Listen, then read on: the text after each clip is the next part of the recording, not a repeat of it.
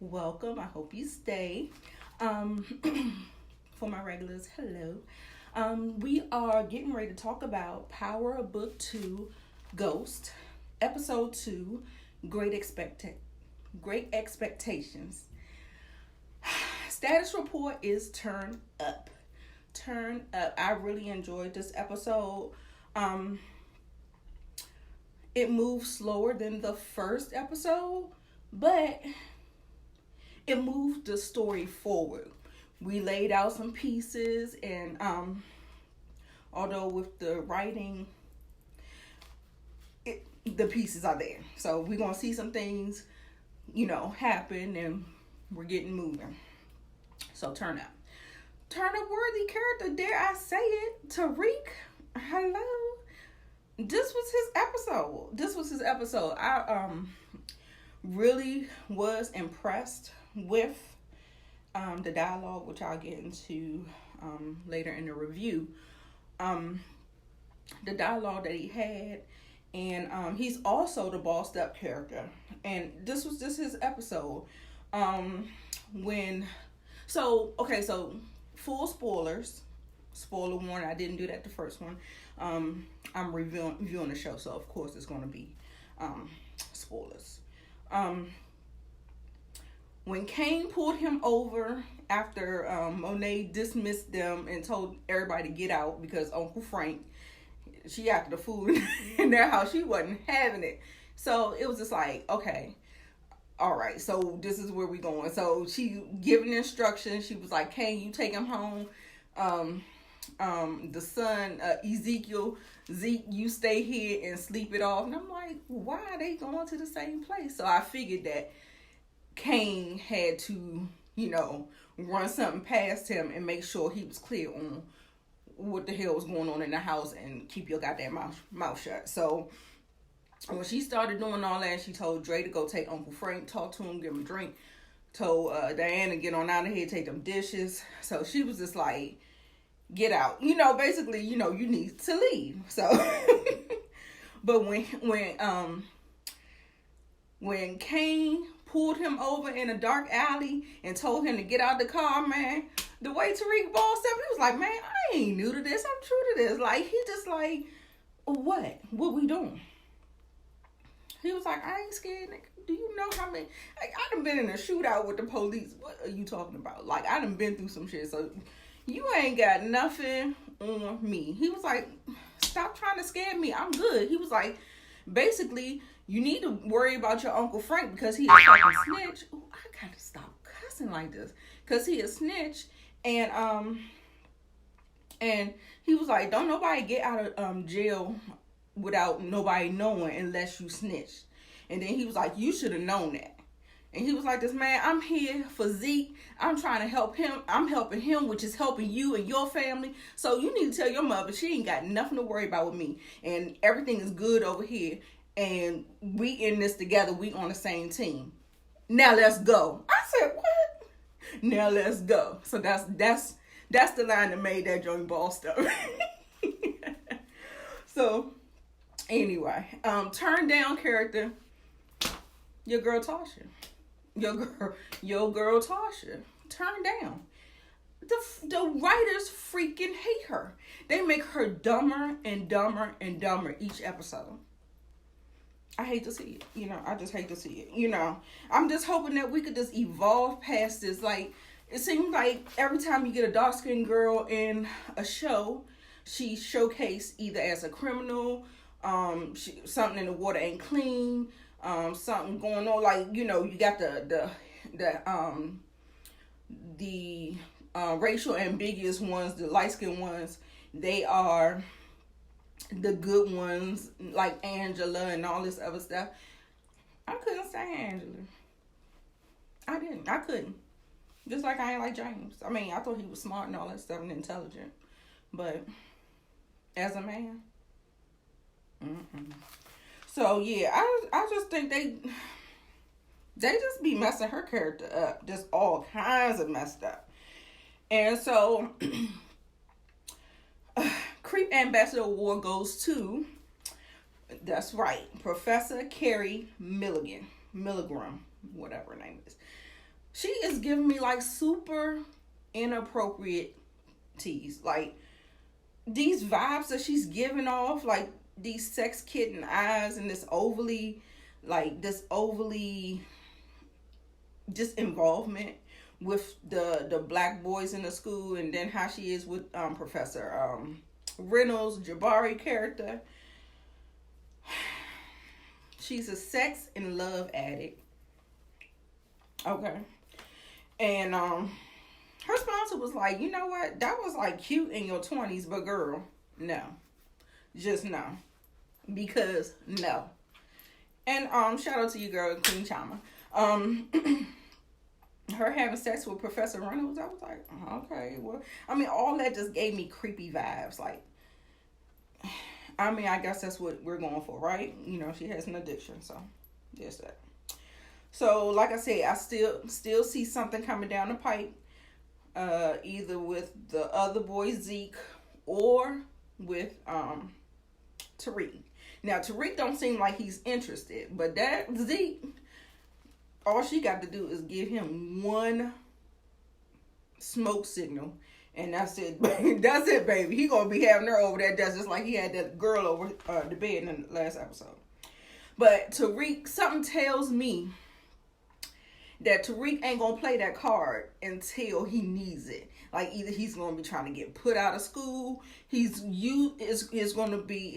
use that card strategically. It's not like he's just gonna take her up on it. And plus, she was like super inappropriate by giving the vigil for James St. Patrick for without asking, without getting permission. Oh no, that was creep ambassador to the max. Like pressuring Tariq to talk. Like, I don't know you, ma'am. I don't know you, and I don't want to talk. So, and she was like, I would love to provide a safe space for you. I bet you would. A WAP space. Okay. So anyway, but yeah, she got creep ambassador. She got creep ambassador this one. The episode I call bullshit on is I call bullshit on the storyline and on this character is Davis McQueen or McLean.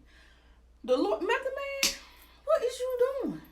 What is you doing? Like, maybe because I have a bias for Joe Proctor, he was the biz nah-e. Now this, like, I didn't like what he was, like, the advice he gives Tasha. Then he tell Tasha, he brings this counsel in with him to the jail. And then Tasha trying to talk to you. If I can't talk to my lawyer, you should want me to be able to talk to you. But if I can't talk to my lawyer, then who am I supposed to talk to? And then he talking around in circles and contradicting himself, talking about what did he say? He was like, oh, let's talk like you're under oath. And like telling her, no, don't say this and no, don't say that. And I'm just like, and then out the same breath, he talking about, you didn't tell me about Tommy and no. We're paying you $500,000. You go do your homework. How about that? How about that, Mr. Davis McLean? How about you go do your homework? How about you find out who you're representing? That way you won't get blindsided. No. Absolutely not. Like, I don't like how he moving. That whole thing with telling Tariq the dog his father at his funeral, that's disrespectful. And he don't even like know that Tariq actually killed him. Why would you? That doesn't even make any sense whatsoever. Whatever. So anyway, so like I said, I don't like the way he moving, and like, yeah, he a turned down character as well for me. And like I said, Tasha and him, that's just dumb. The dumb leading the dumb, and I ain't here for it. I'm not here for it. So so the clutch my pearls moment was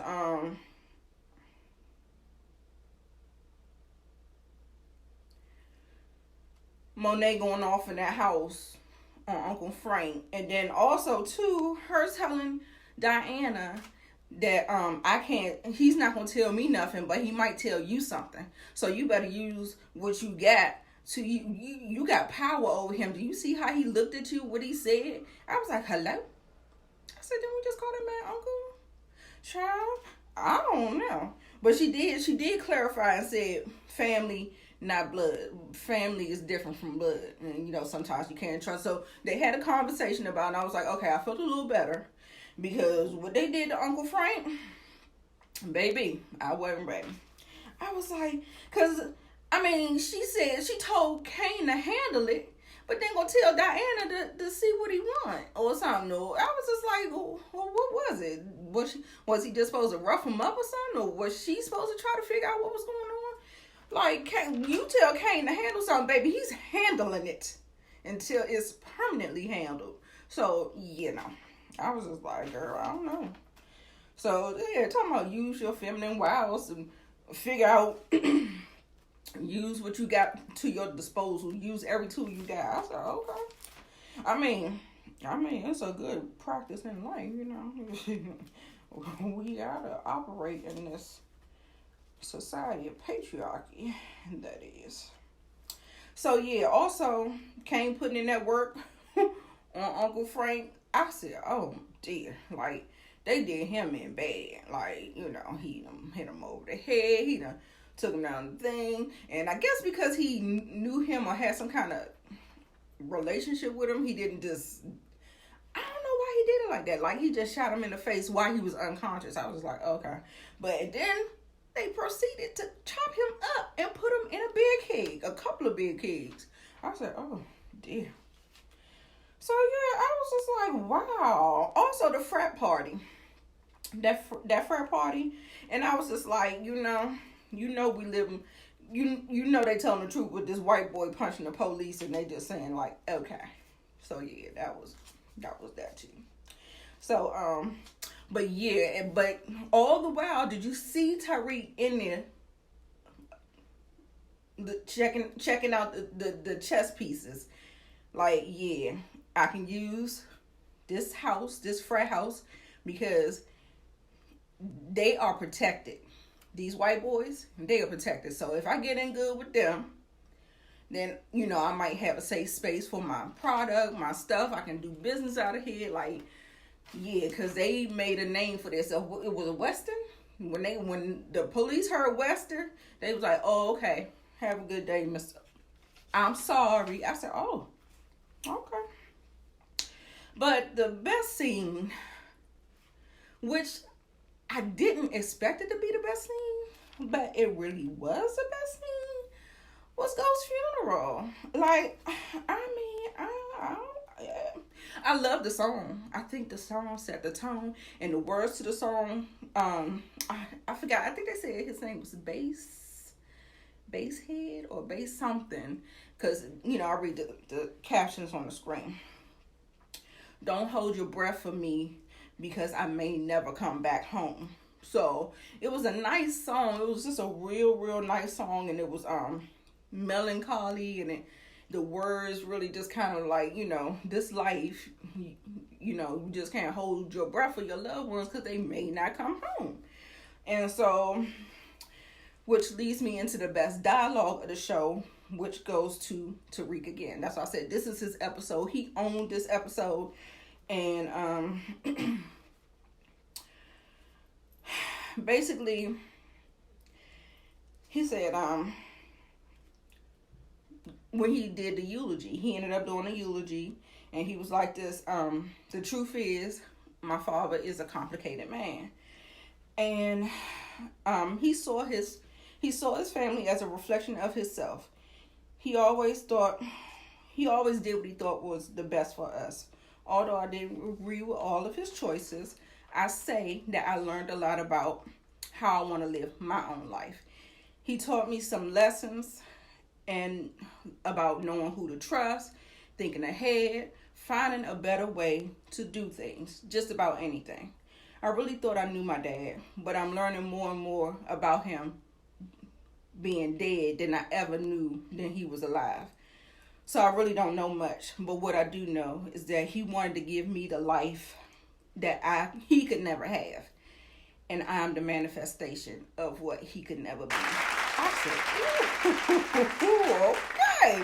So again, that is the writers telling us, Tariq knows, we know, and basically, like, if we wanted to give Ghost a backstory, we're turning this man into Ghost. Second Ghost, the second coming. You know?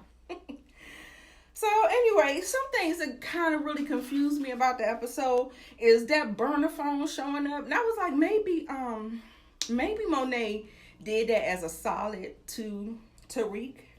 Because Tariq just asked Diana. She came over to the dorm room.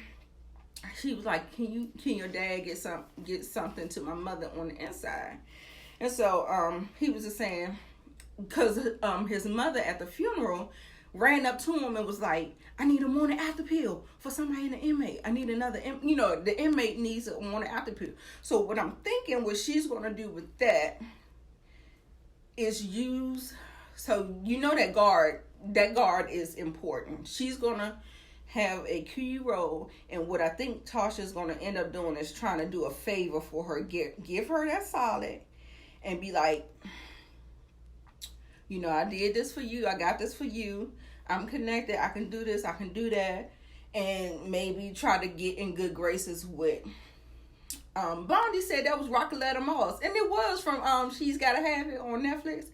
So that was Rockaletta Moss, but the guard that got Creep Ambassador last time. But I think either she's going to do that, or either she's going to give it to the inmate directly. But I just feel like the guard has more power. So why would you give it to the inmate unless she wants the inmate for protection? Like she's trying to chummy up to the girl for protection and to get in the clique or whatever with them. So, because, Tasha kind of small. She kind of small. So I don't know if she's going to be able to hold her own in prison. So, and because Tariq didn't even know the burner phone was there. Like, it was just sitting on his bed, like, surprise. Like, who the hell put it there? Zeke ain't dead. Like, anyway, so, like I said, with the writing, you just got to go with it, y'all. So, he was like, Ma? And so she was like, thank you so much. She was like, how are you doing this and how are you doing that? And she's starting to sound just like Ghost. Don't do this and don't do that. And I'm just like, girl, do you know what kind of situation you got this boy into? Now, he got to get himself out of it. He got to do what he got to do, girl.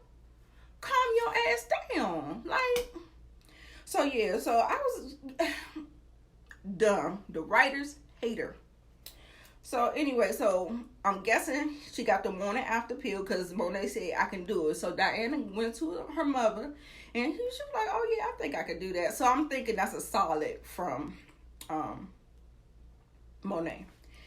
And then so yeah, that kind of confused me.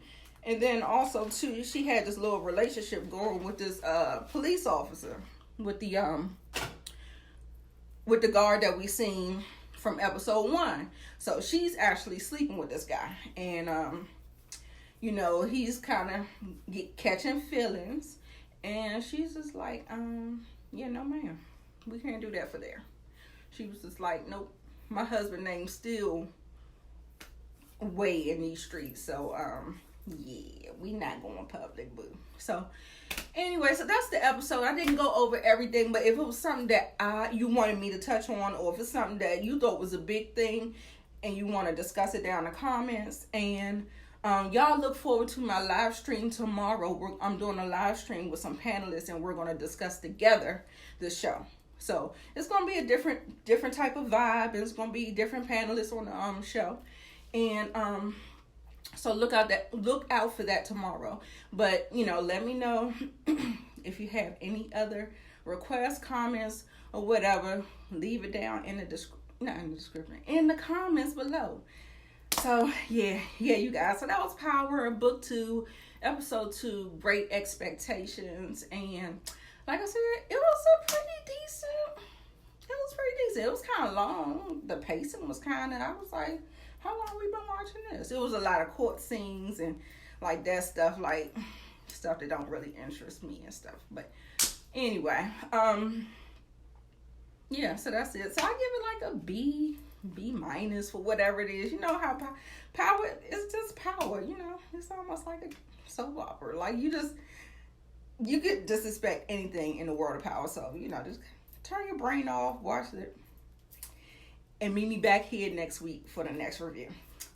Bye, you guys.